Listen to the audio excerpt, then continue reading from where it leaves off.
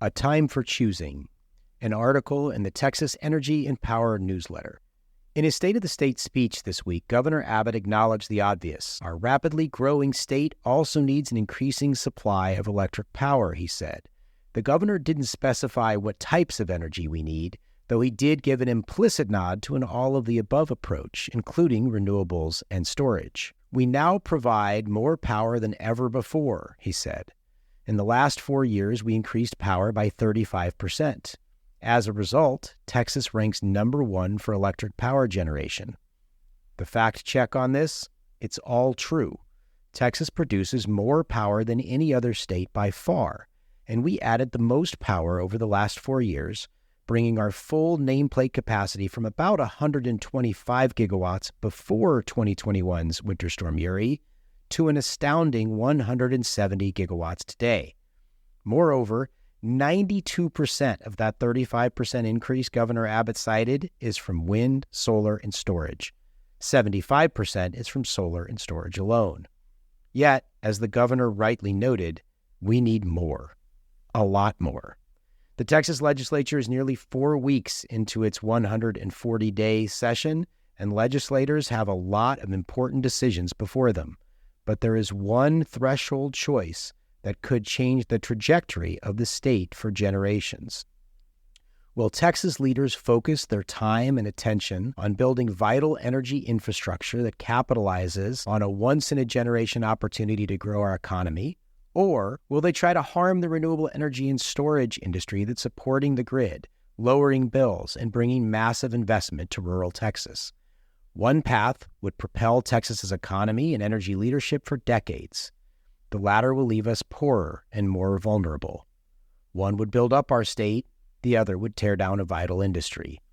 It is a time for choosing. The promise.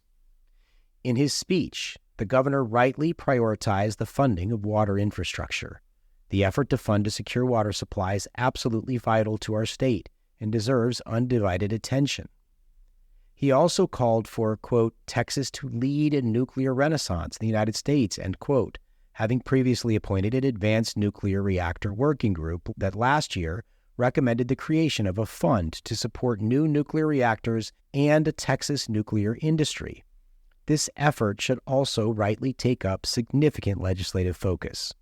In addition to those critical items, the legislature this year also will need time to consider major pieces of legislation dealing with large loads like data centers and how to pay for transmission and other grid costs, energy waste reduction to increase reliability, particularly during winter storms, consumer protections from predatory solar installers, and backup power to ensure that nursing homes, water treatment facilities, fire stations, and other critical facilities have reliable on-site power during and after natural disasters. That's just a start, and that's just energy. There's a lot of work to do and not a lot of time to do it, which is precisely why it would be so foolish to spend any time on punitive, anti-energy proposals to tear down our state's nation-leading renewable energy and battery storage industries and the 60,000 Texans employed in them. The danger. Texas needs more power, the governor said. Unfortunately, the legislature is now considering Senate Bill 819, which would strangle the vast majority of renewable energy development in Texas. With rising load growth, inflation, and $30 billion in potential transmission costs, mostly to support Permian Basin oil and gas operations, this is a terrible time to take the lowest cost resources out of the mix. Not that there'd ever be a good time to raise Texans' electric bills by tens of billions of dollars. If SB 819 or a similar anti-energy bill passes, then electricity inflation will skyrocket. Your electric bill will skyrocket, and legislators will never hear the end of it. Supporters will say that such efforts are not about kneecapping renewable energy, but just look at the language in the bill.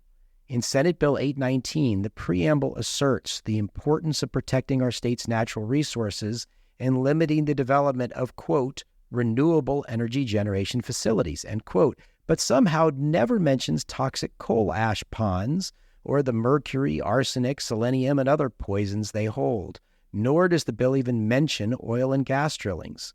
Wind turbines would have to be more than half a mile from anyone's property line, while oil rigs would still be allowed right up to the edge of the line and only 100 feet from a state park or a school. This is not about protecting natural resources. Remarkably, the bill directly invokes, quote, the police power of the state, that is in the bill, to put the nation's most draconian regulations on private property owners who want to develop renewable energy on their own land. Quite an indication for some supposedly conservative legislators. An actual section of 819 is shown in the article if you look at it online. In a speech known as A Time for Choosing, Ronald Reagan said, quote, what does it mean whether you hold the deed or the title to your business or property if the government holds the power of life and death over that business or property? Indeed, for many Texans, the ability to put solar, wind, or batteries on their land is a matter of life and death for their family farms and ranches. These resources provide vital income streams that allow them to hold on to property in their families, which, in some cases, has been in their families for generations.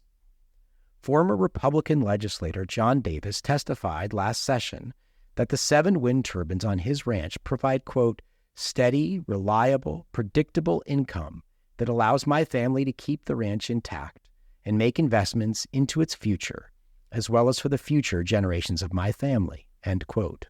Why would anyone want to take that from him?